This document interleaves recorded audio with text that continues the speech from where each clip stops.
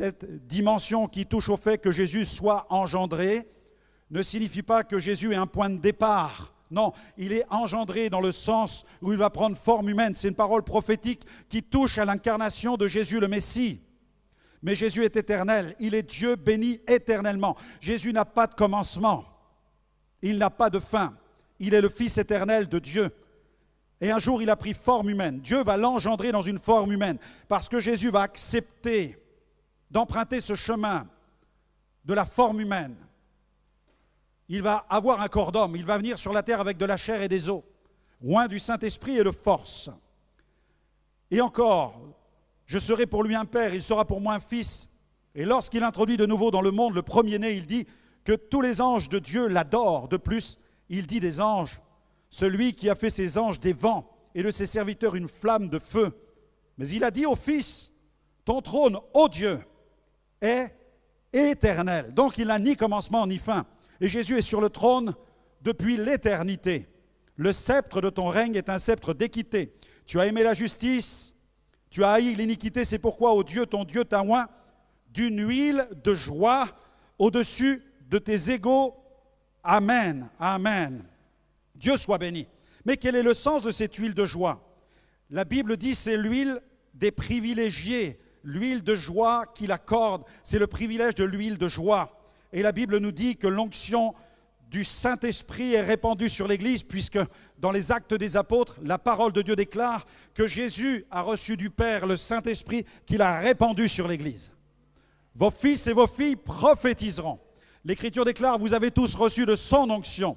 Vous avez été élevés au rang de fils et de filles de rois. C'est pourquoi il y a sur vous, vous qui croyez en Jésus, il y a sur vous une huile d'onction et cette huile d'onction vous confère la joie du Saint-Esprit. Cette onction doit se manifester par de la joie dans la maison de Dieu et dans la vie de tous les jours. Alléluia! Gloire à Dieu! Deuxième point, le ciel plébiscite la joie. Le ciel approuve la joie. Amen. Dis-le dans l'oreille de ton voisin, le ciel est d'accord avec la joie.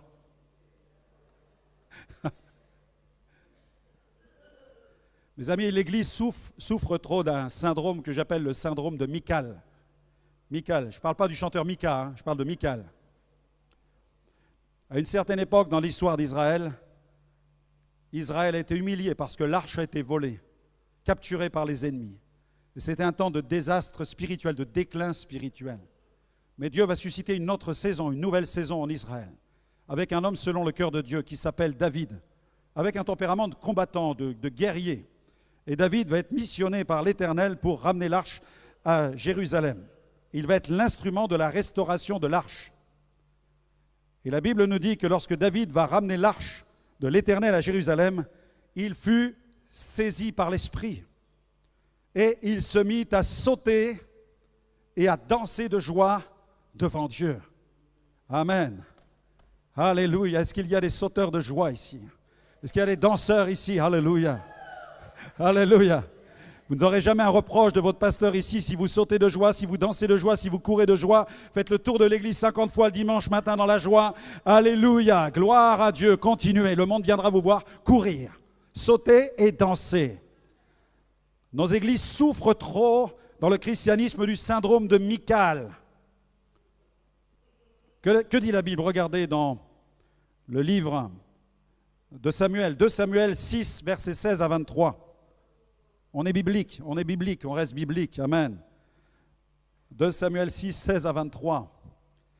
Comme l'arche de l'Éternel entrait dans la cité de David, Michal, fille de Saül, regardait par la fenêtre. Et voyant le roi David sauter et danser devant l'Éternel, elle le méprisa dans son cœur. Après qu'on eut amené l'arche de l'Éternel, on l'a mis à sa place au milieu de la tente que David avait dressée pour elle. Et David offrit devant l'Éternel des holocaustes, des sacrifices d'action de grâce. Quand David eut achevé d'offrir les holocaustes et les sacrifices d'action de grâce, il bénit le peuple au nom de l'Éternel des armées. Puis il distribua à tout le peuple et à toute la multitude d'Israël, hommes et femmes, à chacun un pain, une portion de viande et un gâteau de raisin. Et tout le peuple s'en alla chacun dans sa maison. David s'en retourna pour bénir sa maison. Et Michal, fille de Saül, sortit à sa rencontre. Et elle dit, Quel honneur aujourd'hui pour le roi d'Israël de s'être découvert aux yeux de ses servantes et de ses serviteurs comme se découvrirait un homme de rien. David répondit à Michal, c'est devant l'Éternel qui m'a choisi de préférence à ton père et à toute sa maison pour m'établir chef sur le peuple de l'Éternel, sur Israël, c'est devant l'Éternel que j'ai dansé. Amen. Alléluia. Je veux paraître encore plus vil que cela et m'abaisser à mes propres yeux. Vous avez vu ce que c'est que la louange? Vous avez vu ce que c'est que la célébration? Mettre sous couvert sa propre dignité, parce que Dieu est digne de louange et d'adoration. Ne pas mettre ma propre dignité au-dessus de celle de Dieu, mais reconnaître la gloire de Dieu. Je veux paraître encore plus vil que cela et m'abaisser à mes propres yeux. Néanmoins, je serai en honneur auprès des servantes dont tu parles. Or, Michal, fille de Saül, n'eut point d'enfant jusqu'au jour de sa mort. Elle fut frappée de stérilité. Wow. C'est pourquoi la louange et la célébration, c'est quelque chose que Dieu considère. Parce que la louange lui est offerte. Elle lui appartient.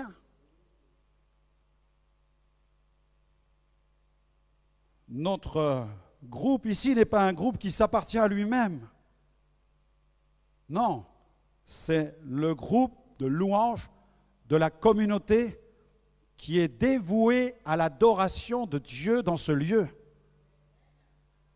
Ils ne sont pas en train de faire des prestations. Ils ne sont même pas payés pour ce qu'ils font. Ils offrent à l'Éternel leurs dons, leurs talents pour la gloire de Dieu. La mentalité n'a rien à voir avec celle du monde séculier. Et nous n'en voulons pas ici de cette mentalité. Non. Nous venons pour célébrer le roi des rois qui nous a sauvés. Alléluia. Nous venons ici pour publier sa gloire. John Arnott, qui était l'instrument d'un réveil au Canada, a écrit ceci. Il dit, quand nous venons à Dieu avec un cœur ouvert, tel un enfant, et que nous demandons le Saint-Esprit, nous le recevons parce que nous recevons de Dieu par la foi. Mais parfois, certaines choses dans notre cœur nous empêchent de nous ouvrir complètement à Dieu. J'ai découvert, dit-il, que le nœud du problème en ce qui concerne le fait de recevoir plus facilement de la part de Dieu se trouve dans ces deux choses basiques. La peur et la fierté. La peur et la fierté. L'Église souffre du syndrome de Michal. Nous cherchons sans cesse à nous protéger de la critique, du regard des autres, de l'opinion des autres. Nous voulons aussi même préserver notre image. À quoi est-ce que je ressemblerais si je me mettais à danser dans l'église? Tout le monde me connaît comme étant quelqu'un de bien mis, de bien posé. Et quand je vais à la maison de Dieu, je suis rempli de joie. Même si c'est très profond. La joie est tellement profonde que parfois il faut creuser pour aller la retrouver. Et non, je ne danserai pas devant l'Éternel. Que va-t-on dire? Mais tu dois mourir à cette sorte de fierté qui n'a aucun sens, puisque Dieu attend de toi que tu le célèbres avec extravagance, comme l'a dit notre chantre tout à l'heure. Alléluia. Il a parlé de l'extravagance. David n'a-t-il pas dansé devant Dieu? N'a-t-il pas célébré Dieu? Tu dois être guéri de cet esprit religieux. Tu dois en être délivré. Tu dois célébrer ton Dieu quand tu viens dans sa maison et ne te préoccupe pas du regard des autres et de l'opinion des autres. Tu es là pour célébrer l'Éternel. Il est l'Éternel, le Dieu Tout-Puissant. Ouh! Et célèbre-le en langue, célèbre-le dans ton dialecte, célèbre-le dans... Peu importe ton dialecte, peu importe la langue que tu proclames. Dieu veut la louange qui monte de ton cœur. Dieu est fatigué d'entendre ces mots qui sortent parfois de la bouche de ses enfants. Mon français n'est pas comme le vrai français. C'est quoi le vrai français? C'est quoi le vrai français? C'est le français qu'on parle du bout de la bouche. J'aime ton français quand il est massacré. Alléluia. Si je devais parler ton dialecte, mon ami, là, je pense que tu sauterais de joie et tu danserais de joie dans la maison de Dieu. Tu dirais, pasteur, essayez encore, essayez encore. Et bien aimé, pour beaucoup d'entre vous, vous venez de pays étrangers et vous vous rendez compte que vous avez relevé le défi de parler le français chez nous, au pays de Voltaire. Waouh! Soyez fiers du français que vous parlez. Alléluia.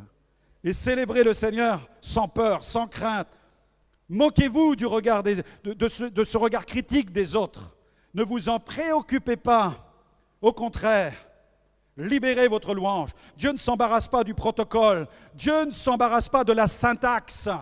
Sujet, verbe, complément. Dieu n'en a rien à faire. Ce qu'il veut, c'est ce qui va venir de ton cœur pour l'honorer et le célébrer. Il attend ta louange, il attend ta danse, il attend tes sauts de joie. Ouh!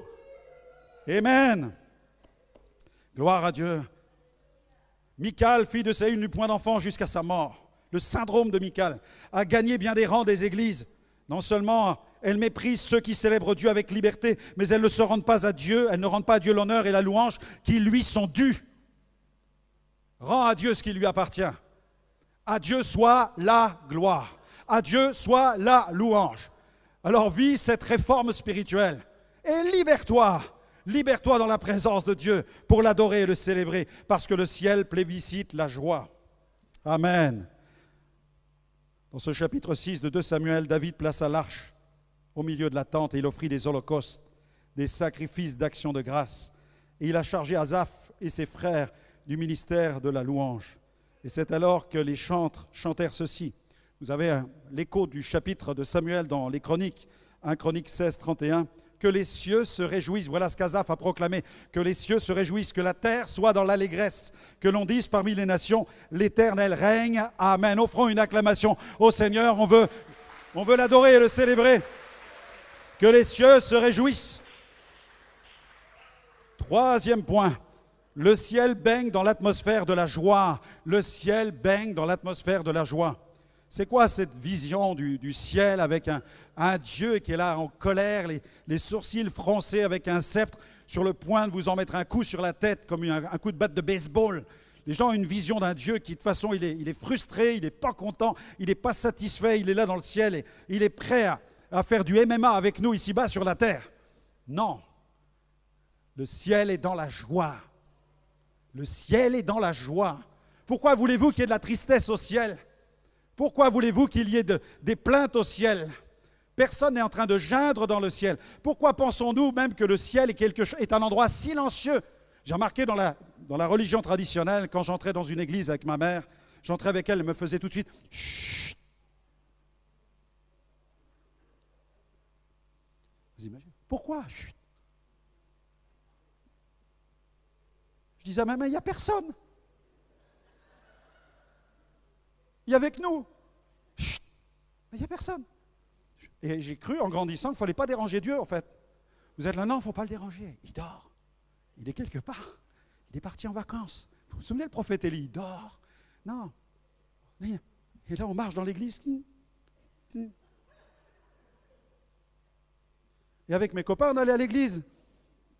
Et bon, je ne vous dirai pas comment on interrompait le discours du prêtre, mais on faisait du bruit sur nos chaises, tout simplement. Et ça dérangeait le prêtre. Incroyable. Mais c'était un esprit de mort. Un silence. On imposait un silence. Alors que dans le ciel, c'est exceptionnel quand il y a un silence. Il y eut un silence dans le ciel. Mais ça reste exceptionnel. Mais le reste du temps, les anges sont complètement excités. Alléluia. Ils sont complètement excités. Et 24, H24, les anges, ils proclament la sainteté, la gloire de Dieu, c'est leur ministère. Ils célèbrent Dieu en permanence, il n'y a pas de larmes, il n'y a pas de pleurs, parce que c'est le ciel. Alléluia. Et le ciel baigne dans l'atmosphère de la joie céleste. Regardez dans Job. Job, c'est l'un des livres peut-être les plus tristes pour certains. Regardez Job 38, versets 4 à 7. Job qui a tout perdu. Job qui a fait face à tellement de combats, mais que Dieu va restaurer d'une manière incroyable. Dieu va multiplier ses biens. Sa consolation va être exponentielle. Job 38, versets 4 à 7. Le Seigneur pose des questions à Job, il dit, « Où étais-tu quand je fondais la terre ?» Dis-le, si tu as de l'intelligence. Qui en a fixé les dimensions? Le sais-tu? Ou qui a étendu sur elle le cordeau? Sur quoi ces bases sont-elles appuyées? Ou qui en a posé la pierre angulaire? Et Dieu continue en disant, « Alors que les étoiles du matin éclataient en chants d'allégresse et que tous les fils de Dieu, c'est-à-dire les anges, poussaient des cris de joie. » Est-ce qu'on peut pousser des cris de joie? Comme les anges, ils poussent des cris de joie. C'est une répétition. Amen, amen. Mes amis, au ciel, les anges ne sont pas endormis. Non. Le ciel n'est pas un lieu silencieux, un vieux mausolée. Non. Le ciel est plein de vie, chargé d'une hyperactivité. 4e point, le salut ici-bas produit un écho dans le ciel. Le salut ici-bas produit un écho dans le ciel. Luc 15 nous offre 3 illustrations. Regardez dans votre Bible, Luc chapitre 15, versets 1 à 2. Tous les publicains, les gens de mauvaise vie, s'approchaient de Jésus pour l'entendre, et les pharisiens et les scribes murmuraient, disant, « Cet homme accueille des gens de mauvaise vie et il mange avec eux. » Première illustration, le berger et la brebis égarée. Mais il leur dit cette parabole. Quel homme d'entre vous, s'il a 100 brebis et qu'il en perd une, ne laisse les 99 autres dans le désert pour aller après celle qui est perdue jusqu'à ce qu'il la retrouve? Lorsqu'il l'a retrouvée, il la met avec joie sur ses épaules. Et de retour à la maison, il appelle ses amis et ses voisins. Il leur dit, « Réjouissez-vous avec moi, car j'ai retrouvé ma brebis qui était perdue. » Amen. Amen. Notez le verset 7. De même, dit Jésus, je vous le dis, il y aura plus de joie dans le ciel pour un seul pécheur qui se repent que pour 99 justes qui n'ont pas besoin de repentance. Amen. Gloire à Dieu. Quand Dieu voit une âme qui s'approche à lui, dans le ciel, c'est encore pire la joie. Il y a encore plus de joie. Et je prie qu'à la fin de mon message, plusieurs s'avancent pour dire, « Pasteur, moi je veux un christianisme qui a cette atmosphère-là.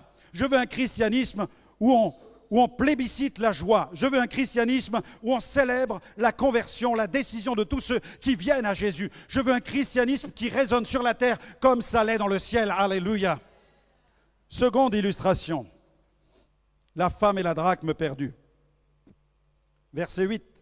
« Ou quelle femme, si elle a 10 drachmes et qu'elle en perd une, n'allume une lampe, ne balaie la maison et ne cherche avec soin jusqu'à ce qu'elle la retrouve.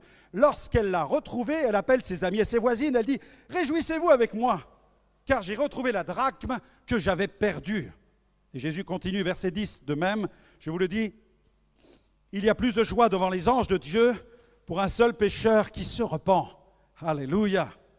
Comprends que tu as de la valeur ce matin. La drachme nous parle de la valeur, c'est une pièce d'argent. La drachme, c'était une pièce d'argent grecque, du même poids que le denier romain.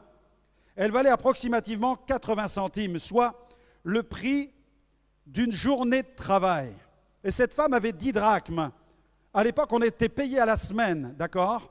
Ce qui veut dire que cette femme, avec ses 10 drachmes, en fait, cette somme d'argent, ce trésor qu'elle avait, on peut l'estimer, on peut le comparer à une bonne semaine de travail. Elle avait dans sa bourse 10 drachmes, une bonne semaine de travail en monnaie grecque. Et cette pièce portait l'effigie de la déesse Athéna, la déesse de la sagesse, de la prudence, la déesse de la raison. Mais bien aimé, l'Évangile, c'est une folie. La sagesse de Dieu, c'est la folie de l'Évangile. Alléluia.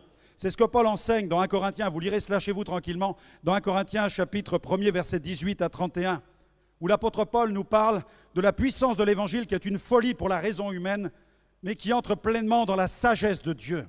Car Dieu nous sauve par la mort de Jésus sur la croix. Amen. Mais pourquoi cette femme était-elle dans tous ces états? Elle avait une dizaine de drachmes, elle en a perdu une sur 10. Et cette somme correspondait à une semaine à 10 jours de travail. Elle avait perdu le 10e de sa semaine de travail. Et je comprends pourquoi cette femme était dans tous ces états. Parce qu'en Israël, on donnait la dîme à Dieu.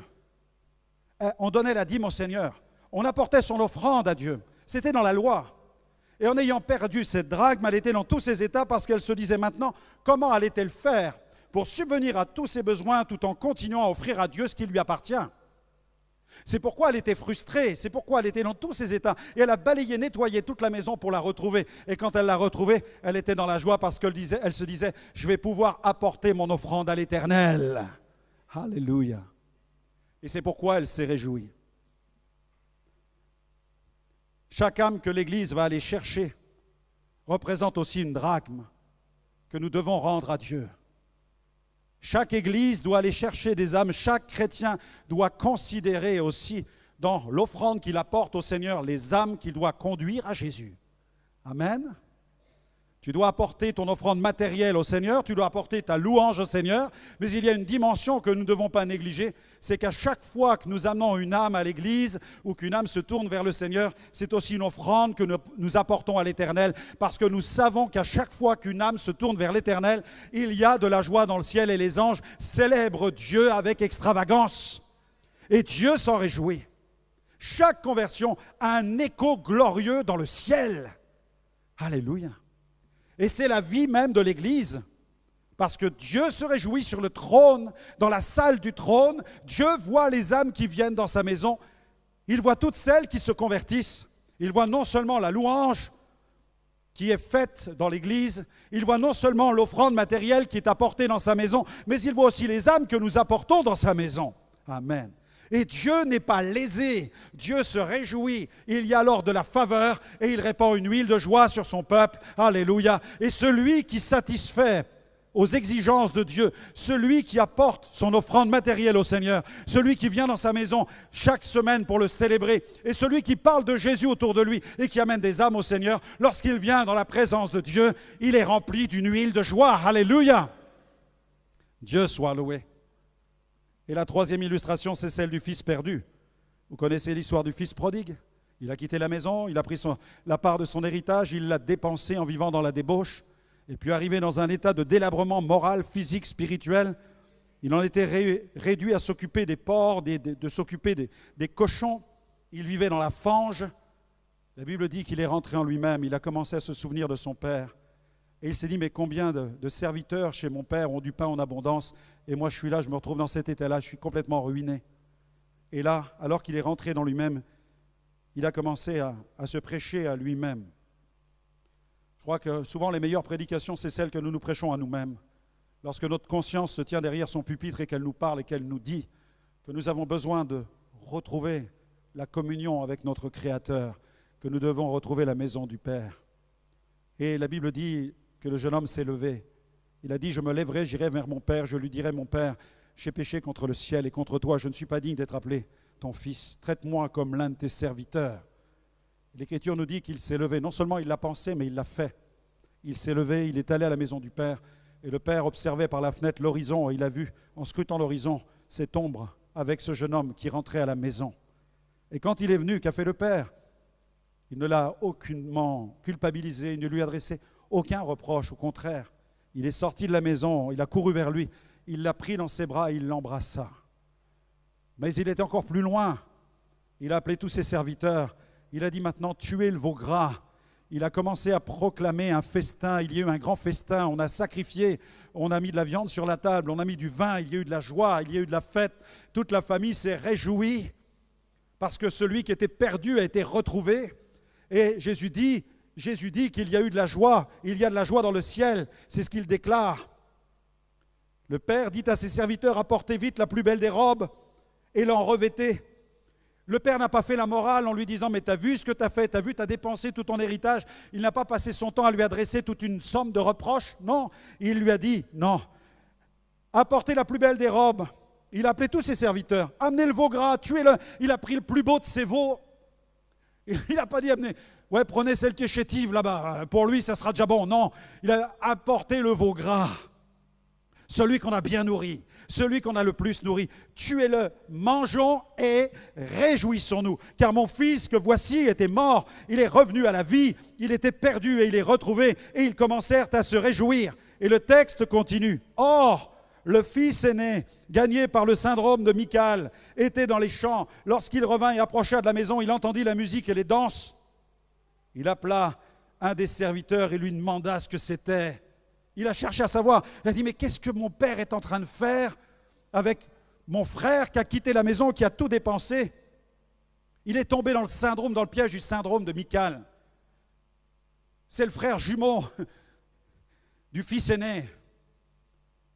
Ce serviteur lui dit, ton frère est de retour. Et parce qu'il l'a retrouvé en bonne santé, ton père a tué le veau gras. Il se mit en colère, ne voulut pas entrer. Son père sortit et pria d'entrer. Mais il répondit à son père, voici, il y a tant d'années que je sers, sans avoir jamais transgressé tes ordres, et jamais tu ne m'as donné un chevreau pour que je me réjouisse avec mes amis. Et mes amis, le problème, il est là. Jamais tu ne m'as donné un chevreau pour que je me réjouisse avec mes amis. Le problème est là. Mets un coup de stabilo dans ta Bible. Le problème, il est là. Il aurait bien voulu se réjouir avec ses amis, mais pas avec son père. Faire la fête avec ses potes, c'était bon. Faire la fête avec ses copains, c'était bon. Mais pas avec son père. Alors que le fils prodigue, quand il revient, c'est pour être avec le père. Il n'a rien compris en fait, il n'a rien compris. Le fils aîné, il est à côté de la plaque. Il n'a rien compris. Il est déconnecté. Il n'a pas compris qui est son père. Et parfois, nous ne comprenons pas qui est Dieu. Nous avons nos stéréotypes au sujet de Dieu, nous avons nos images de Dieu, nos conceptions de Dieu. Et nous enfermons Dieu dans l'état de misère de notre cœur. Mais Jésus est venu pour révéler le Père, l'amour du Père, et c'est pourquoi il prêche ces paraboles, pour nous montrer quel est le cœur du Père. Un cœur tellement bon, tellement bienveillant, qui nous accueille, qui nous reçoit dans sa présence. Verset 31, je terminerai là. Mon enfant, lui dit le Père, tu es toujours avec moi. Mais non, mes amis, dans sa tête, il n'est pas toujours avec lui, il est ailleurs. Dans sa tête, il est ailleurs. Il n'est pas avec le Père. Et il lui dit, tout ce que j'ai, mais c'est à toi. Tout ce que j'ai, c'est à toi. Et il fallait bien s'égayer, se réjouir, parce que ton frère que voici était mort. Il est revenu à la vie, parce qu'il était perdu et que maintenant, il est retrouvé. On ne peut que se réjouir dans la maison de Dieu. On ne peut que se réjouir là où il y a la grâce. On ne peut que se réjouir là où il y a le message de la transformation de l'Évangile. Qu'attends-tu d'autre dans l'Église de Dieu que cela? Il n'y a rien de plus grand, il n'y a rien de plus extraordinaire, rien de plus extravagant que l'Évangile de Christ qui transforme et qui sauve tous les hommes et les femmes de cette génération, quel que soit leur statut social, leur couleur de peau, leurs origines, leur dialecte, peu importe. Dieu veut que tous les hommes soient sauvés et il dit à son Église, mettez du pain sur la table, mettez du vin sur la table, faites la fête et réjouissez-vous. Cessez de geindre et de pleurer, vous êtes dans la maison de Dieu et le ciel est en fête aujourd'hui. Alléluia.